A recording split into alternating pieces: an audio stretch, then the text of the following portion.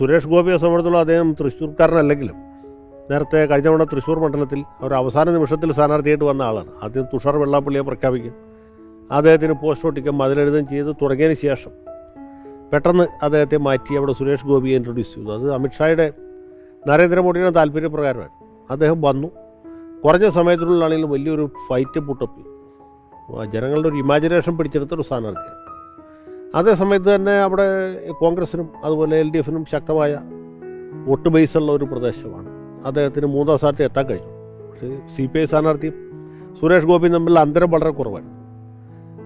അത് കഴിഞ്ഞ് നിയമസഭാ തെരഞ്ഞെടുപ്പിൽ അദ്ദേഹം വീണ്ടും തൃശ്ശൂർ മത്സരിച്ചു. വീണ്ടും വളരെ ശക്തമായ ഒരു ത്രികോണ മത്സരം ഉണ്ടാക്കി. ഈ നിർഭാഗ്യങ്ങൾ മാറി മാറി വന്ന അവസാനം LDF സ്ഥാനാർത്ഥി ജയിക്കുന്ന ഒരു സാഹചര്യം ഉണ്ടായി. അപ്പോൾ വീണ്ടും അദ്ദേഹത്തെ അവിടെ സ്ഥാനാർത്ഥിയായിട്ട് ഫീൽഡ് ചെയ്യുകയാണ്.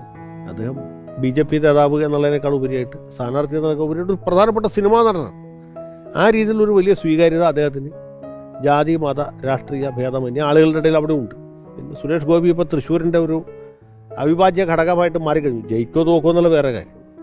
അങ്ങനെ ഒരു സാഹചര്യമാണ് സുരേഷ് ഗോപിയെ സംബന്ധിച്ചും BJPയെ സംബന്ധിച്ചും അവിടെയുള്ള. അതേ സമയത്ത് തന്നെ പ്രാദേശിക BJP നേതാക്കൾക്ക് അദ്ദേഹമായിട്ട് പൊരുത്തപ്പെടാൻ പറ്റുകയില്ല. അദ്ദേഹത്തിന് അവരുമായിട്ട് പൊരുത്തപ്പെടാൻ പറ്റിയില്ല. കാരണം അദ്ദേഹം ഒരു രാഷ്ട്രീയക്കാരനല്ല, അടിസ്ഥാനപരമായിട്ടൊരു സിനിമാ നടനാണ്, കലാകാരനാണ്. അതിൻ്റേതായ ചില കെട്ടുപാടുകൾ അദ്ദേഹത്തിനുണ്ട്. അങ്ങനെ ഒരു ബുദ്ധിമുട്ടുണ്ട്. പിന്നെ ഇദ്ദേഹം ജീവകാരുണ്യ പ്രവർത്തനങ്ങൾ ചെയ്യുന്ന ആളാണ്, എല്ലാ പ്രശ്നങ്ങളിലും ഇടപെടുന്ന ആളാണ്. കരുവന്നൂർ ബാഗ് തട്ടിപ്പ് അവിടുത്തെ ഒരു പ്രധാന വിഷയമാണ്. അതുമായി ബന്ധപ്പെട്ട് അദ്ദേഹം നടത്തിയ പദയാത്ര, അത് കഴിഞ്ഞ് പ്രധാനമന്ത്രി നരേന്ദ്രമോദി പങ്കെടുത്ത ജനുവരി 3-ാം തീയതിയിലെ വമ്പിച്ച പൊതുസമ്മേളനവും അതുമായി ബന്ധപ്പെട്ട സ്ത്രീകളുടെ ഒരു വലിയ സമ്മേളനം. അതിനുശേഷം അദ്ദേഹത്തിൻ്റെ മകളുടെ വിവാഹം ഗുരുവായൂർ ക്ഷേത്രത്തിൽ വെച്ച് നടക്കുന്നു. അവിടെ നരേന്ദ്രമോദി കാർമ്മികത്വം വഹിക്കുന്നു. വധുവിൻ്റെ കൈ പിടിച്ചു കൊടുക്കുന്ന ആ ഉത്തരവാദിത്തം വരെ പ്രധാനമന്ത്രി ഏറ്റെടുത്ത് നടപ്പാക്കും.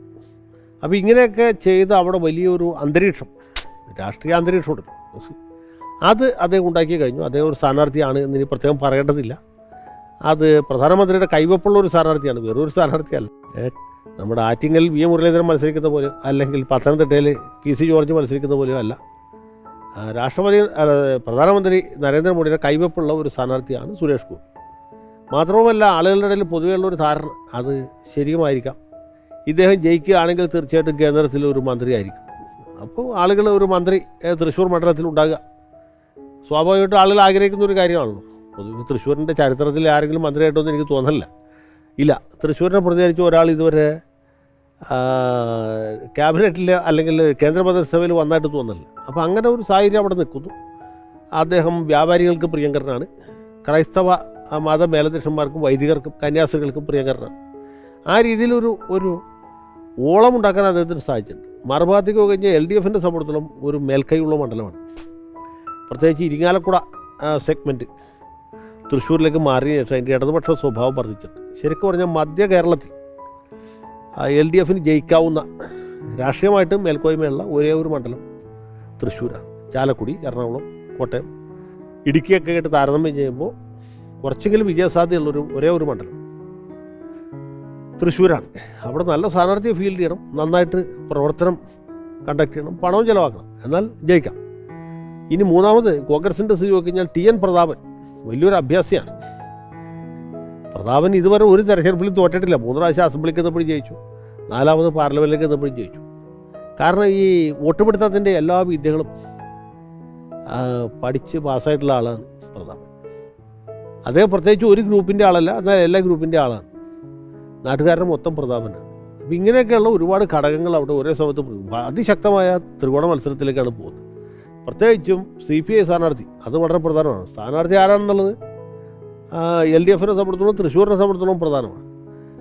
CPI സ്ഥാനാർത്ഥി സുനിൽകുമാറിൻ്റെ പേരാണ് ഇപ്പോൾ ശക്തമായിട്ട് കേൾക്കുന്നത്. സുനിൽകുമാർ ആണെങ്കിൽ പ്രത്യേകിച്ചും വലിയ മത്സരം ഉണ്ടാക്കാൻ സാധിക്കും. സുനിൽകുമാർ ഇതുപോലെ പരാജയം അറിയാത്ത ഒരു വലിയ പോരാളിയാണ്. അപ്പോൾ ഇവർ തമ്മിലൊരു മത്സരം നടക്കുകയാണെങ്കിൽ സുനിൽകുമാറിന് ആർക്കും എഴുതി തള്ളാൻ പറ്റുകയില്ല.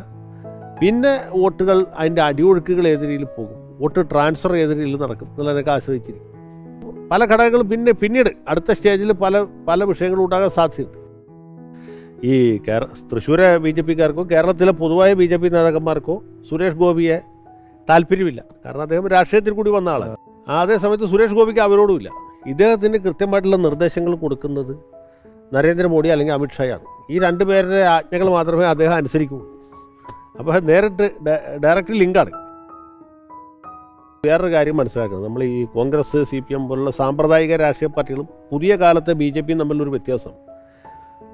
BJP എന്ന് പറയുന്നത് നമ്മൾ ഈ കാണുന്ന നേതാക്കന്മാർ മാത്രമല്ല, ഇവരുടെ പുറകിൽ അതിബുദ്ധിമാന്മാരായ വേറെ ഒരു വിഭാഗം ആളുകൾ പ്രവർത്തിക്കുന്നുണ്ട്.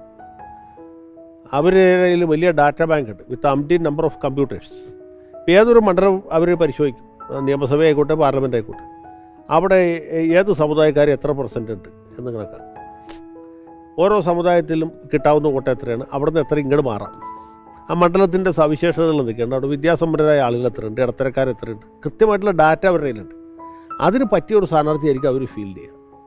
അപ്പോൾ ഇവരുടെ ഈ കണക്കൂട്ടലിൽ തൃശ്ശൂരാണ് BJPക്ക് ജയിക്കാൻ തിരുവനന്തപുരത്തേക്കാളും കൂടുതൽ സാധ്യത എന്ന് തോന്നുകയും അവിടെ രാഷ്ട്രീയത്തിന് അതീതനായ ഒരു സ്ഥാനാർത്ഥിയെ കൊണ്ടുവരണം.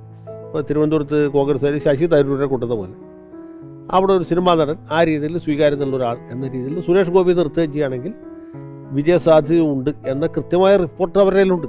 ആ റിപ്പോർട്ടിൻ്റെ അടിസ്ഥാനത്തിലാണ് ആളെ ഇറക്കുന്നത്. അതായത് ഈ തെരഞ്ഞെടുപ്പ് മത്സരം അങ്ങോട്ട് പരിപൂർണ്ണ മൂർധന്യത്തിലെത്തിക്കഴിയുമ്പോൾ ഈ ഒരു ഭാഗത്ത് സുരേഷ് ഗോപി വരും, മറുഭാഗത്ത് രണ്ടാം സ്ഥാനത്ത് ആരാണെന്നുള്ള ചോദ്യം വരും. ആ ചോദ്യം വളരെ പ്രധാനമാണ്. അത് പ്രതാപനായിരിക്കുമോ, സുനിൽകുമാറായിരിക്കും, അല്ലെങ്കിൽ മറ്റൊരാളായിരിക്കും. അങ്ങനെ വരുമ്പോൾ എന്ത് സംഭവിക്കും, ഒരു 14% മുസ്ലിം വോട്ടുണ്ട്. ഈ രണ്ട് പേരിൽ ജയസാധ്യത കൂടിയ സ്ഥാനാർത്ഥിയിലേക്ക് ഈ വോട്ടുകൾ പൂർണ്ണമായിട്ട് കേന്ദ്രീകരിക്കും. അത് LDF സ്ഥാനാർത്ഥിയാണെങ്കിൽ ആ സാധ്യത വളരെ കൂടുതലാണ്. കാരണം LDFകാർ വോട്ട് മറുവാദിക്ക് മറിക്കില്ല. ക്രിസ്ത്യൻ വോട്ടെന്ന് പറയുന്നത് പണ്ടത്തെ പോലെ അല്ല. അതിലൊരു വലിയൊരു മാറ്റം ഉണ്ടായിട്ടില്ല ഈ ക്രിസ്ത്യൻ വോട്ടിൻ്റെ കാര്യത്തിലാണ്. നമ്മൾ ഈഴവ വോട്ടിൽ നേരത്തെ പറഞ്ഞില്ലേ, ഈ ക്രീമിലെയറിൽപ്പെട്ട ഒരു വിഭാഗം ഈഴവർ പണ്ട് കോൺഗ്രസ്സിന് വോട്ട് ചെയ്തിരുന്നവർ ഇപ്പോൾ BJPയിലേക്ക് അവരുടെ ലോയൽറ്റി ഷിഫ്റ്റ് ചെയ്തത്.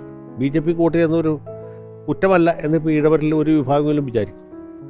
അതുപോലെ ഒരു ചിന്താഗതി ക്രിസ്ത്യൻ വോട്ടേഴ്സിനുണ്ടായിട്ട് അവർ ഏത് കാലത്ത് UDFൻ്റെ, കോൺഗ്രസിൻ്റെ അല്ലെങ്കിൽ കേരള കോൺഗ്രസിൻ്റെ വോട്ടേഴ്സാണ്. പക്ഷേ ആ വിഭാഗങ്ങളുടെ ഇടയിൽ ഇപ്പോൾ കോൺഗ്രസിനോട് പഴയ പ്രതിപത്തിയില്ല. അതിൻ്റെ ഒരു കാരണം ഈ കേരളത്തിലെ ക്രൈസ്തവരുടെ ഇടയിൽ മുസ്ലിം വിരുദ്ധ വികാരം ശക്തിപ്പെട്ടു വരുന്നുണ്ട്. അത് വളരെ പ്രകടമായിട്ട് തന്നെ കാണാൻ തുടങ്ങിയിരിക്കും. അപ്പോൾ അവർ UDFനോട് പൊരുത്തപ്പെടുകയില്ല. കഴിഞ്ഞ തവണ അസംബ്ലി ഇലക്ഷനിൽ LDFന് വോട്ട് മാറ്റി ചെയ്തവർ. അങ്ങനെ ഒരു ചിന്താഗതി അടുത്ത ഘട്ടത്തിൽ BJPക്ക് ഗുണകരമായി തീരാനുള്ള സാധ്യതയുണ്ട്. ശശി തരൂരിനെ വിജയിപ്പിക്കുന്ന ഒരു ഘടകം കോൺഗ്രസിൻ്റെ വോട്ടിന് അതീതമായിട്ട് വ്യക്തിപരമായിട്ട് ഒരു പ്രമുഖ വ്യക്തി, എന്താണ്, ആഗോള പൗരൻ എന്നൊക്കെയുള്ള രീതിയിൽ അദ്ദേഹത്തിൻ്റെ ഒരു വലിയ ഇമേജ് ഉണ്ട്.